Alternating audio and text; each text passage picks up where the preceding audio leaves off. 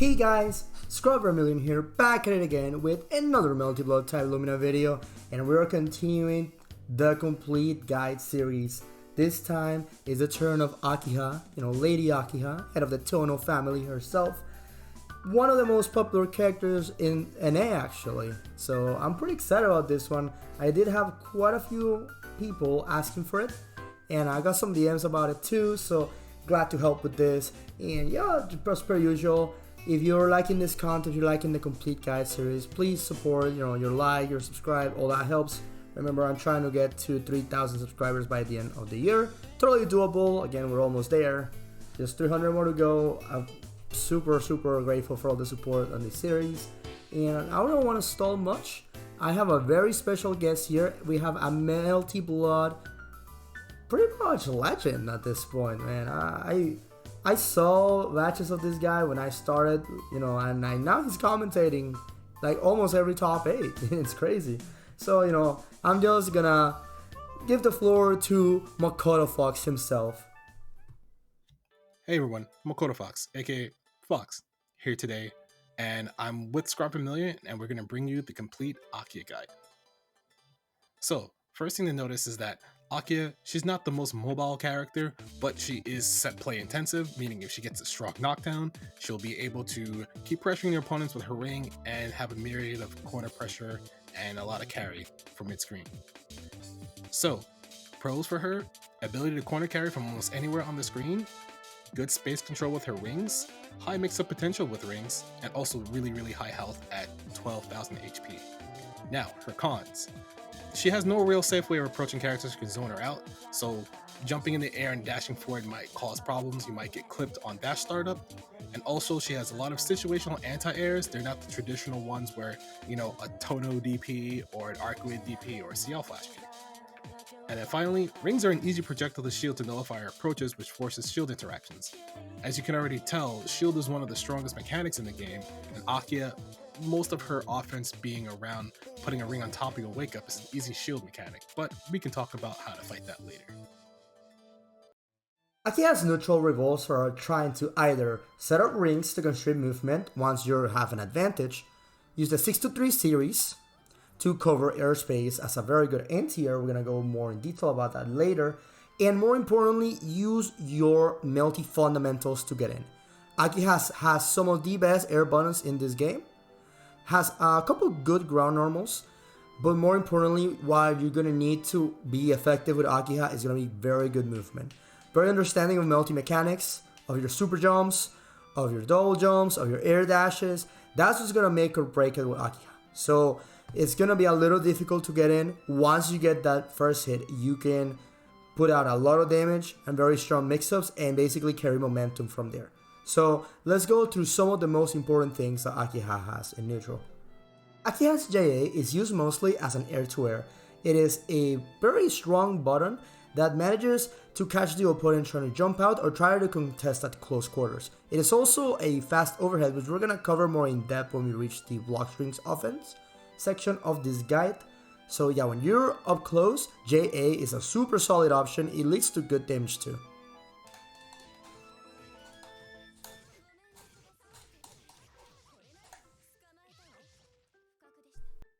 Jumping is a very long downward hitbox button. It can hit both sides, which is very strong. It creates some ambiguous cross-ups. And the very important thing, this is the move that you use for your IID pressure. We're gonna cover more on that later, but yeah, you can basically use this move whenever you're in the air and your opponent is on the ground. It's pretty much what you wanna be using.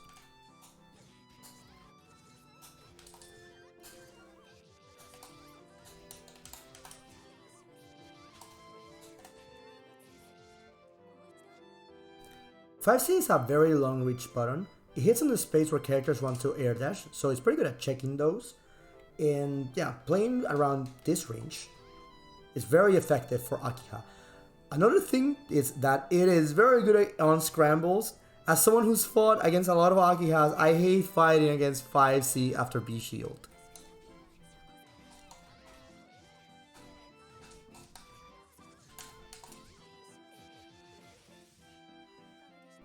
So let's talk about the really good stuff that Akiha has going for herself. That's her ability to end tier thanks to their 6-3 series and 3BC.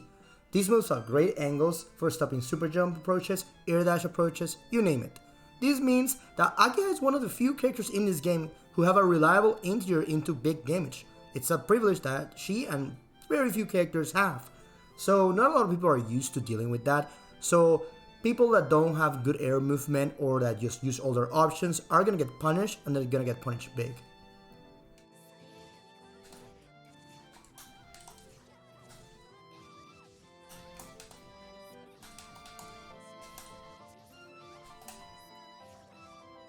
Oh my god, it took me like an hour to get that combo.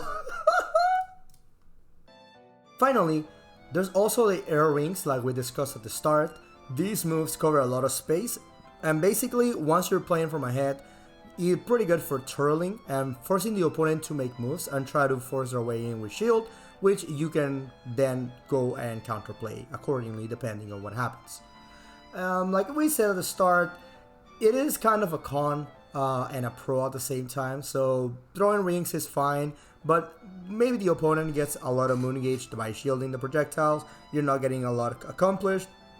So it's depending on the situation. Maybe if you want to force an interaction for the opponent, or you are conditioning them throwing rings and then throw them and they're trying to jump and start looking for them, and you do something else and get started that way. So like I said, it's very situational, but as you see, covers a lot of space and it lasts for a long time, so you can make things work with this. General Blockstrings should ideally leave 5A open for rebeat purposes, and 5B is massively outclassed by Charge 5B as a frame trap and combo confirm tool, so it is not advised to use 5B. That said, you can confirm a combo from 2C with 214A and link into 5C Charge 5B, so if you inadvertently route into it, or do so unintentionally to throw an exceptionally aware opponent off guard, you can still confirm a combo if you land a hit. Your go-to safe pressure ender should be 22A. This leaves you minus at a comfortable distance where you are better prepared to react to your opponent's next moves. 22A also hits low as bonus, so you can catch people standing. A general block string revolves around your 22A into the EX string. This opens up several mix-up options depending on spacing and range. After 236C, Jump B, Jump C whiff, 2A fakes a double overhead into low, Jump B, Jump A, omit the second Jump A, or do the third Jump A, can be a double or triple overhead sequence. Air dash, jump A, whiff into throw can push the opponent into the corner as well.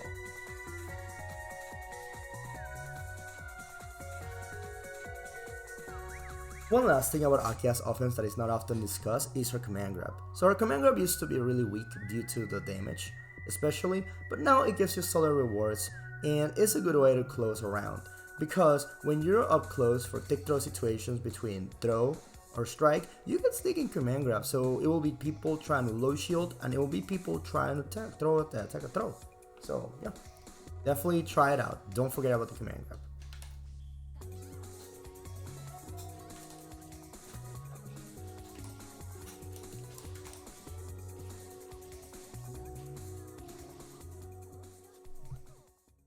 Akiha's combo theory is pretty interesting because you can make it as simple or as complex as you want it to.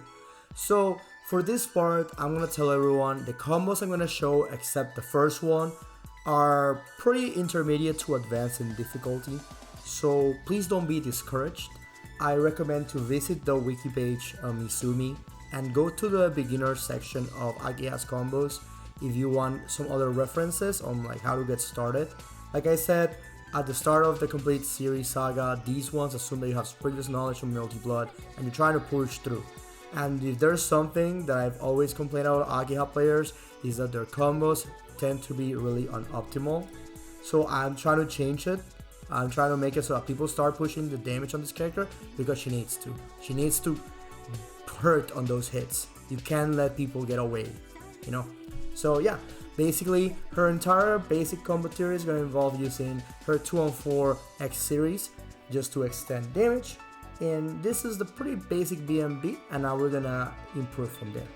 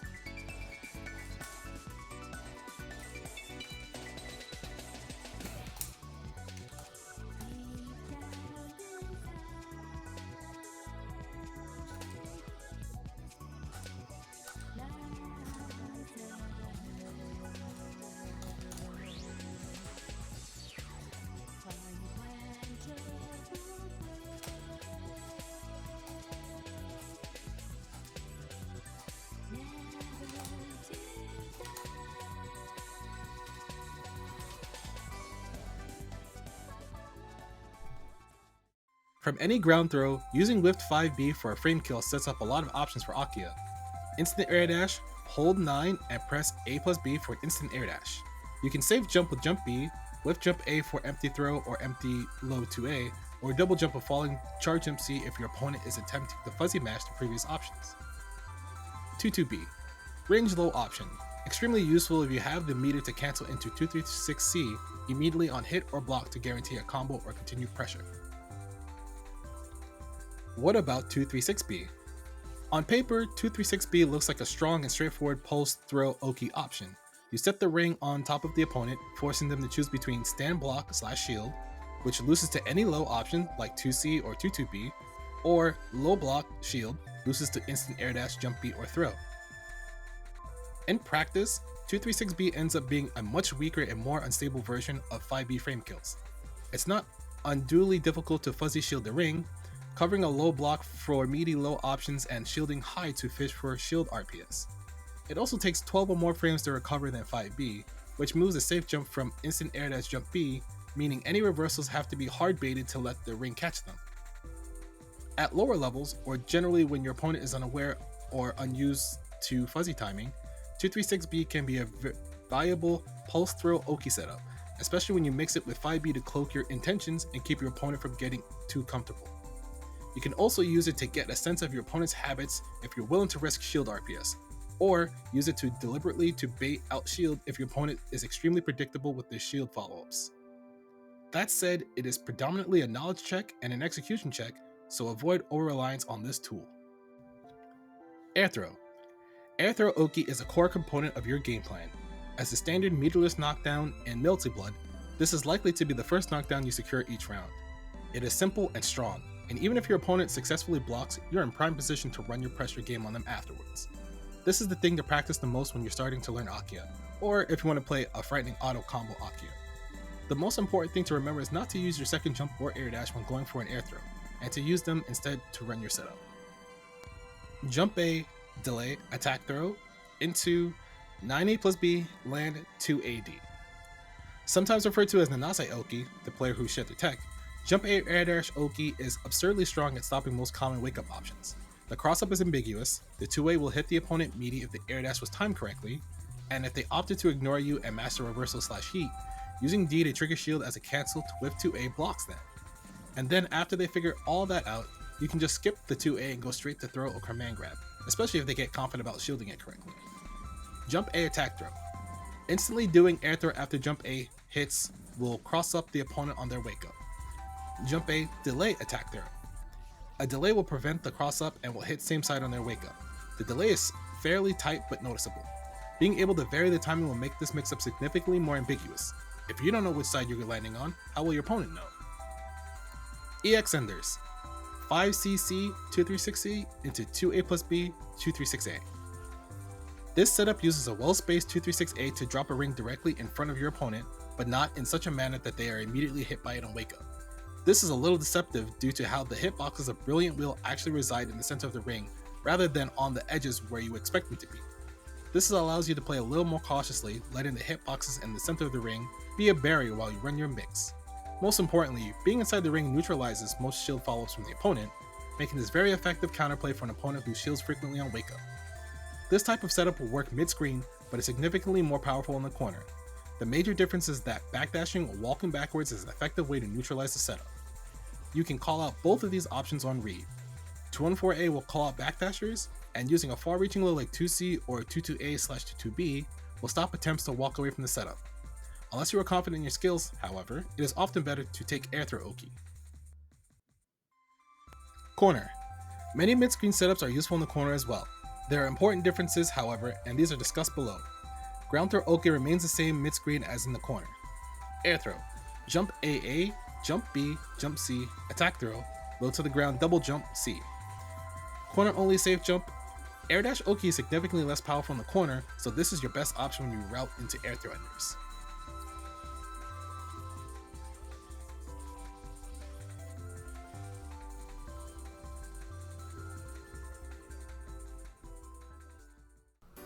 So that about does it for today's complete guide. Thank you again to Fox, someone I look up to, in the community. He's been here since ever.